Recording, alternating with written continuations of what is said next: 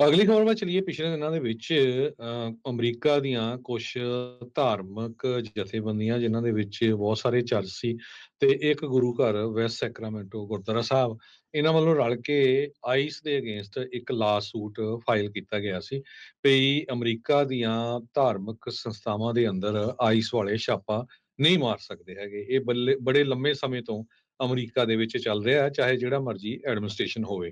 ਸੋ ਹੁਣ ਇਹ New York Times report ਕਰ ਰਿਹਾ ਵੀ ਇੱਕ ਜੱਜ ਨੇ ਜੋ ਇਸ ਛਾਪਿਆਂ ਦੇ ਉੱਤੇ ਰੋਕ ਲਾ ਦਿੱਤੀ ਹੈਗੀ ਆ।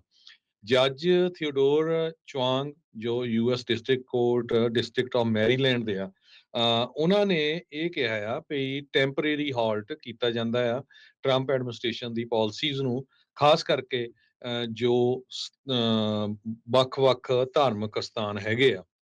1700 ਤੋਂ ਵੱਧ ਧਾਰਮਿਕ ਸਥਾਨ 35 ਸਟੇਟਾਂ ਦੇ ਵਿੱਚ, ਡਿਸਟ੍ਰਿਕਟ ਆਫ ਕੋਲੰਬੀਆ ਤੇ ਪੋਰਟੋ ਰੀਕੋ ਦੇ ਵਿੱਚ ਹੁਣ ਟੈਂਪਰੇਰੀਲੀ ਸਪੇਅਰ ਕੀਤੇ ਜਾਊਗੇ ਇਮੀਗ੍ਰੇਸ਼ਨ ਐਨਫੋਰਸਮੈਂਟ ਆਪਰੇਸ਼ਨ ਤੋਂ, ਅੰਡਰ ਟਰੰਪ ਐਡਮਿਨਿਸਟ੍ਰੇਸ਼ਨ ਪਾਲਿਸੀ, ਜਿਹਦੇ ਵਿੱਚ ਉਹ ਸੀਗਾ ਵੀ ਨਹੀਂ, ਅਸੀਂ ਤਾਂ ਜੀ ਚਰਚ ਵਿੱਚ ਵੀ ਜਾਵਾਂਗੇ, ਸਕੂਲਾਂ 'ਚ ਵੀ ਜਾਵਾਂਗੇ ਤੇ ਹਸਪੀਟਲਾਂ 'ਚ ਵੀ ਜਾਵਾਂਗੇ ਫੰਡ ਲੋਕਾਂ ਨੂੰ। ਜੀ। ਸੋ ਇਹ ਲਾਸੂਟ ਜਿਹੜਾ ਆ ਹੋਮਲੈਂਡ ਸਿਕਿਉਰਿਟੀ ਦੇ ਅਗੇਂਸਟ ਲਿਆਂਦਾ ਗਿਆ ਸੀ।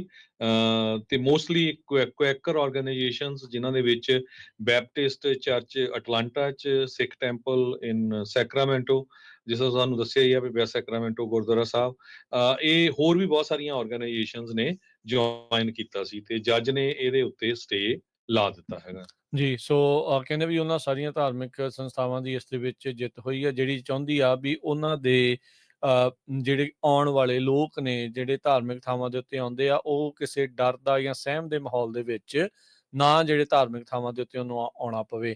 ਸੋ ਇਹ ਸਾਰੇ ਦੀ ਜਿਹੜੀ ਇਸ ਦੇ ਵਿੱਚ ਜਿੱਤ ਹੋਈ ਆ। ਸੋ ਇਹ ਉਹ ਓਬਵੀਅਸਲੀ ਜਿਹੜਾ ਟਰੰਪ ਪ੍ਰਸ਼ਾਸਨ ਆ, ਇਸ ਦੇ ਉਲਟ ਜਿਹੜੀ ਉਤਲੀ ਅਦਾਲਤ ਦੇ ਵਿੱਚ ਜਾ ਸਕਦਾ ਹੈਗਾ ਆ। ਸੋ 7.5 ਲੱਖ ਜਿਹੜੇ ਕੁਏਕਰਸ ਕੋਆਪਰੇਟਿਵ ਬੈਪਟਿਸਟ ਫੈਲੋਸ਼ਿਪ, ਉਹ ਰਿਪਰੈਜ਼ੈਂਟ ਕਰਦੇ ਸੀ ਸਿੱਖ ਟੈਂਪਲ ਸੈਕਰਾਮੈਂਟੋ, ਜਿਹੜਾ ਵੈਸਟ ਸੈਕਰਾਮੈਂਟੋ ਵਾਲਾ 30,000 ਤੋਂ ਵੱਧ ਲੋਕਾਂ ਨੂੰ ਇਹ ਰਿਪਰੈਜ਼ੈਂਟ ਜਿਹੜਾ ਉਹ ਕਰ ਰਿਹਾ ਸੀ। ਕਹਿੰਦੇ ਵੀ ਇਸ ਮੈਮੋ ਦੇ ਨਾਲ ਰਿਲੀਜੀਅਸ ਇਵੈਂਟਸ ਦੇ ਉੱਤੇ ਅਟੈਂਡੈਂਸ ਜਿਹੜੀ ਉਹ ਘਟਣ ਦਾ ਜਿਹੜਾ ਇੱਕ ਖਤਰਾ ਜਿਹੜਾ ਉਹ ਸੀਗਾ, ਪਰ ਹੁਣ ਇਸ ਜੱਜ ਦੇ ਫੈਸਲੇ ਦੇ ਨਾਲ ਆਈਸ ਇਹਨਾਂ ਜਿਹੜੇ ਧਾਰਮਿਕ ਥਾਵਾਂ ਦੇ ਉੱਤੇ ਜਾ ਕੇ ਛਾਪੇਮਾਰੀ ਜਿਹੜੀ ਆ ਉਹ ਨਹੀਂ ਕਰ ਸਕਦੀ। ਸੋ ਕਹਿੰਦੇ ਵੀ ਰਿਲੀਜੀਅਸ ਲਿਬਰਟੀ ਦੀ ਇਸ ਦੇ ਵਿੱਚ ਜਿਹੜੀ ਜਿੱਤ ਹੋਈ ਹੈਗੀ ਆ। ਸੋ ਇਹ ਜਿਹੜੇ ਐਕਟਿੰਗ ਹੈਡ ਨੇ ਡਿਪਾਰਟਮੈਂਟ ਆਫ ਹੋਮਲੈਂਡ ਸਿਕਿਉਰਿਟੀ ਦੇ, ਬੈਂਜਾਮਿਨ ਹਫਮੈਨ, ਇਹਨਾਂ ਨੇ 20 ਜਨਵਰੀ ਨੂੰ ਪ੍ਰੈਜ਼ੀਡੈਂਟ ਟਰੰਪ ਦੇ ਪਹਿਲੇ ਦਿਨ ਦੇ ਆਫਿਸ ਦੇ ਵਿੱਚ ਇੱਕ ਜਿਹੜਾ ਬਾਈਡਨ ਐਡਮਿਨਿਸਟ੍ਰੇਸ਼ਨ ਦੀਆਂ ਗਾਈਡਲਾਈਨ ਸੀ, ਜਿਸ ਦੇ ਵਿੱਚ ਇਹ ਪ੍ਰੋਟੈਕਟ ਕੀਤਾ ਜਾਂਦਾ ਸੀ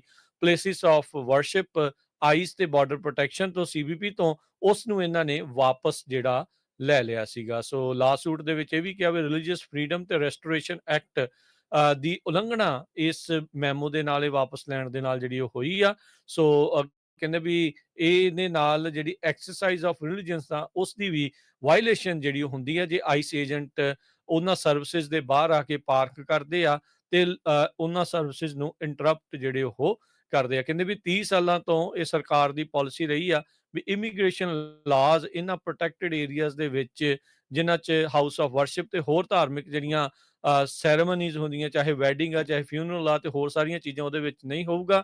ਤੇ ਇਹ ਵਾਪਸ ਲੈਣ ਦੇ ਨਾਲ ਉਹਨਾਂ ਉੱਤੇ ਜਿਹੜਾ ਖਤਰਾ ਆ ਉਹ ਮੰਡਰਾ ਗਿਆ ਸੀਗਾ। ਆਲਦੋ ਇਹਨਾਂ ਨੇ ਕੋਈ ਇਸ ਤਰੀਕੇ ਦਾ ਕੋਈ ਛਾਪੇਮਾਰੀ ਕਿਤੇ ਵੀ ਕੀਤੀ ਤਾਂ ਨਹੀਂ, ਪਰ ਫਿਰ ਵੀ ਇੱਕ ਡਰ ਦਾ ਜਿਹੜਾ ਮਾਹੌਲ ਆ ਉਹ ਜ਼ਰੂਰ ਬਣਿਆ ਪਿਆ ਸੀ। ਪਰ ਹੁਣ ਇਹ ਆ ਵੀ ਆਮ ਲੋਕ ਨੂੰ ਇਸ ਜਿਹੜੇ ਡਰ ਦੇ ਵਿੱਚੋਂ ਜਿਹੜਾ ਉਹ ਨਿਕਲਣ ਦਾ ਜਿਹੜਾ ਉਹ ਮੌਕਾ ਮਿਲੇਗਾ, ਤੇ ਜਿਹੜੀ ਸੰਗਤ ਆ, ਜਿਹੜੇ ਵੀ ਥਾਵਾਂ ਦੇ ਧਾਰਮਿਕ ਥਾਵਾਂ ਦੇ ਉੱਤੇ ਉਹ ਜਾਂਦੀ ਆ, ਉਹ ਹੁਣ ਖੁੱਲ੍ਹਦਿਲੀ ਦੇ ਨਾਲ, ਬਗੈਰ ਕਿਸੇ ਡਰ ਤੋਂ, ਉਹਨਾਂ ਥਾਵਾਂ ਦੇ ਵਿੱਚ ਆਪਣੇ ਧਰਮ ਨੂੰ ਨਿਭਾਉਣ ਦੇ ਲਈ ਜਾ ਸਕਦੇ ਨੇ।